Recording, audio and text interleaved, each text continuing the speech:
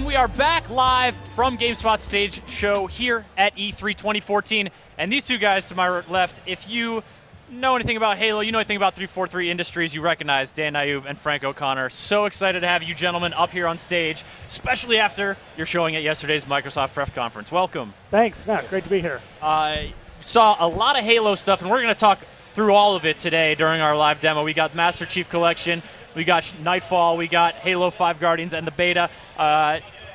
Dan, where should we start? I'm a little overwhelmed. All right, well, why don't we start with the collection? Okay. All right.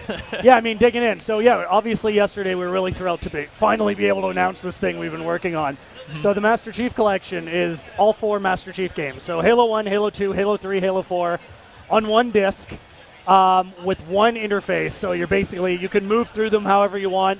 We've unlocked all the chapters at the beginning, so you can hop through it however you want. Now, if you want to jump in and play all through 1, all through 2, etc., you absolutely can. But the interface lets you hop around however you want. And it also lets us create some playlists, which is another thing I'm really excited about. Like, play all the Warthog missions, all the tank missions, stuff like that. And if I know anything about you guys, then the way you like to curate things, I'm imagining some sort of developer-suggested playlists maybe coming down the pipe at some point. Good chance. A little bit, but we're also, I mean, we've got 10 years of fan feedback to sort of dig into as well. So we, you know, as Sergeant Johnson would say, we know what the ladies like. So. And I got to say, yeah, watching, sort of navigating around and seeing the way that's structured, it just strikes me as such a great way to sort of approach these games with, like, that archival mentality almost, which is something that you don't really see a lot in this industry, is how are these games being preserved? How are people able to continue to play these games long after they've come out?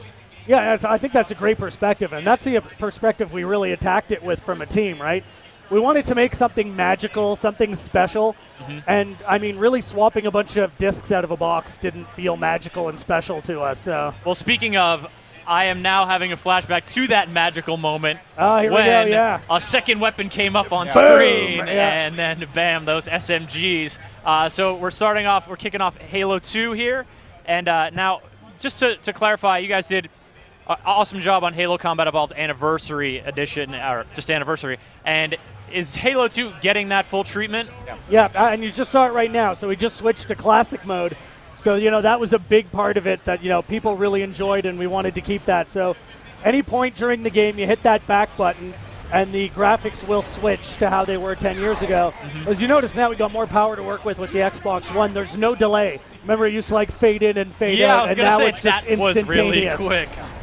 Yeah, and the thing that struck me about that was, you know, obviously the lighting effects and the detail in the environments is striking when you compare it to what it was 10 years ago, but at the same time, that those geometric designs, the lines of those environments, that artistic design, seeing the through line of that stuff, it just made me certainly appreciate what a great job you guys did the first time around. Yeah, I mean, it's testament to what Bungie built in the first place. Really strong character designs, really good aesthetic, and it's just been kind of a pleasure to go in and give it a little bit of next-gen polish. And actually, Halo 3 and Halo 4 both show up really well at 1080p at 60 frames a second, and there's a lot more on screen than you think. Like, it made a really big difference.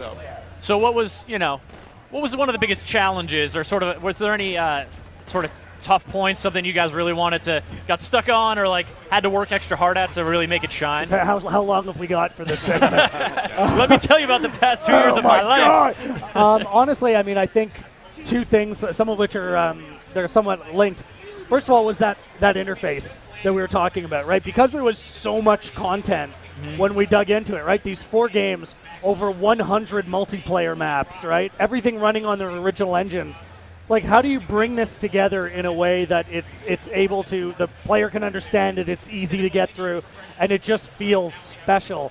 And really, I mean, we're still working at it, right? I mean, really nailing that interface, that UI, has been a massive task. But it was funny when we started talking about it at a conceptual level, it was one thing, and as we started showing it to people, and people really saw how powerful a tool we were putting in the hands of the player with that interface, everything just clicked. Very cool. Now, that was a glimpse of Halo 2, of course.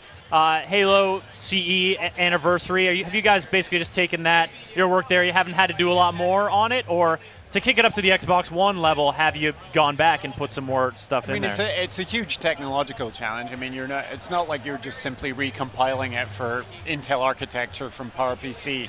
So there's a lot of work goes into even the simplest parts of it. But I think to Dan's point, it's the way that we sort of connected all the pieces together that was probably the biggest challenge, both in terms of the interface and the extra content that's in there. There's 6 remade maps from Certain Affinity in a completely new mode. There's the Halo Digital series, and there's the new Blur cinematics in Halo 2 Anniversary. There's a ton of new stuff as well. So you got the cinematics, got the updated treatment in Halo 2 as well? Yeah, the entirety of the cinematics being redone by Blur. And yeah, they already looks like... Those are the guys you used for Halo 4, right? Blur we used for Halo Wars, which Halo Wars. People loved the CG were cinematics. Also incredible, yeah. And the original cinematics are still there. You press the back button and you'll switch between the two. Because we recorded all the audio with Skywalker Orchestra. Yep. So the same. So when you hit it, so we recreated all the, re-recorded all the audio, all the weapon sounds, and that transitions too. So you go back, it sounds like it did 10 years ago. You hit it, and you've got new weapon effects, new audio. We've re-recorded with the Skywalker Orchestra. I mean, yeah, it's mind-blowing. And I can't believe you guys are going to have to do it all again when you put it into virtual reality in 5 years. All right. Honestly, I want to talk a little bit about multiplayer before we move on to some more Halo news, because you guys really talked about a lot of stuff yesterday. But multiplayer, over 100 maps? Over 100 multiplayer maps. So quite literally, any map that is ever shipped for Halo 1, 2, 3, or 4 is in this game, and they run on their original multiplayer engine. So how are you even going to make that work, man? So if you launch a Halo 3 map, Yep. it's going to run on the Halo 3 engine. You launch a 4 map, it's going to run on the Halo 4 engine. So they all run on their original engines as well. And as Frank alluded to before, in addition to all of that, we worked with Certain Affinity and created 6 we chose 6 iconic Halo 2 multiplayer maps and recreated those on a more modern engine. So yeah, it is a massive multiplayer collection. And is this one of them? We see Ascension here. This is a perfect example. Oh God, it's like I get to watching this happen, and like it's almost like that sense memory. I don't even know that I have it, but all of a sudden I'm like, you should go this way. Yeah, yes, and like I'm like, hold down X to pick up the weapon while you walk over that spot. Cause don't even break spot. You know, like. Oh, so good. So many memories. And I have no idea how you're going to manage to shift through all the people who want to play all their favorite maps from a choices of 100. To Dan's point, that was one of the challenges, but I think there's a couple of things working in our favor. One is obvious.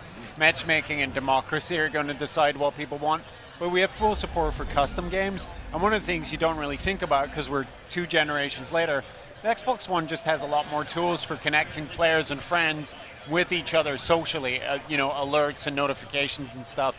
So it's not going to be hard to find your game of choice, and it's going to be fairly trivial for sort of, you remember LAN parties with Halo 1, you're going to be able to recreate that a little bit just by manually getting together with your friends using the tools the Xbox One gives you for that stuff. Excellent. One more before we move on to some other Halo stuff.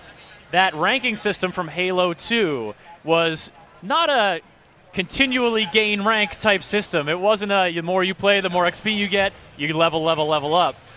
You could lose rank, and that created some moments that I'm not proud of in my household, as well as some that I am proud of when I gain one. But how are you guys doing the ranking system? Is it sort of more in the recent vein of Halo 4?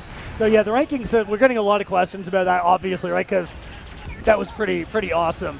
We're going to be talking more about how we're attacking the ranking system as we get a little farther down the line. Fair enough. All right, so that's Halo, the Master Chief Collection, slated to come out this year? November 11th. November 11th.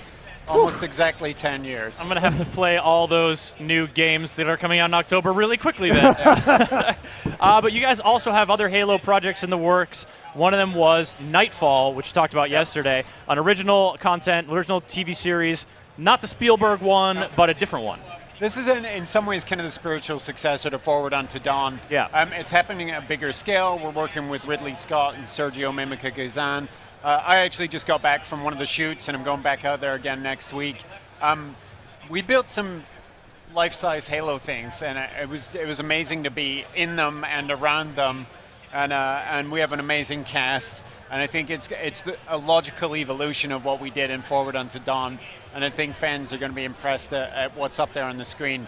Ridley Scott and his people really know what they're doing. So, what is the setting of it? Are you telling us stuff about this, or as you saw in the trailer that we showed at the keynote, there was a mention of a guy called Agent Locke. In some ways, this is kind of his origin story. You're going to find out a little bit about his background.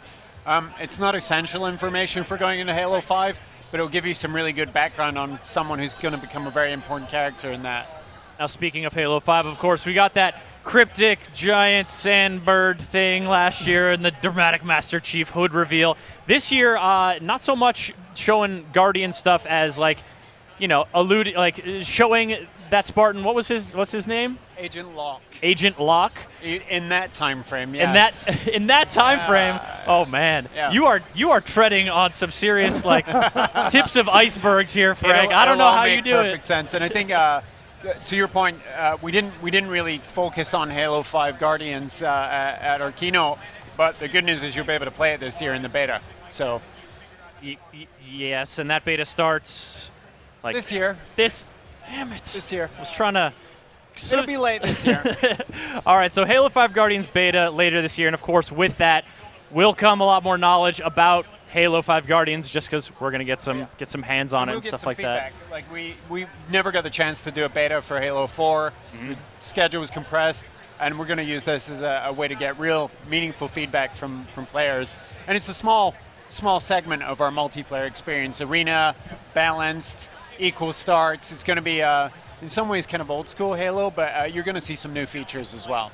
Interesting, which of course spins off all these questions about, well, if it's an equal start, what does an unequal start look like? And, having invasion mode flashbacks and all this stuff, but I got to get it under control. You guys can't talk about that stuff now, but I'm very obviously excited to see a lot of Halo momentum. I mean, when 343 Industries was founded, you guys sort of had this mandate to take on the huge universe that is Halo, and a couple projects in, is it great to see so much stuff now continuing to come to fruition?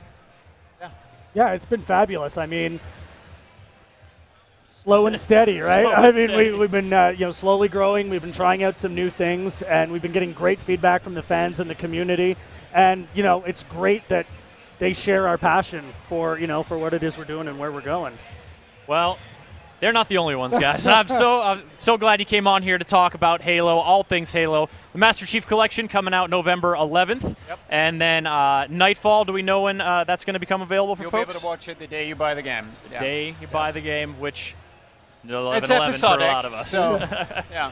All right, very cool. And then Halo 5 Guardians, look forward to beta news later this year. Absolutely. Dan, Frank, thanks again for coming on the stage. You bet, thanks. Hope the show goes well for you, and I will try not to follow you around and extract more Halo details from you the whole time. All right, folks, we are going to head on over to Sony's booth now. They got a bunch of games on display there, ranging from those really cool little indie titles to the massive AAA ones you saw during the press conference yesterday. We're going to take a look at a few of the AAA ones this time around, and then come back to this stage for Drive Club.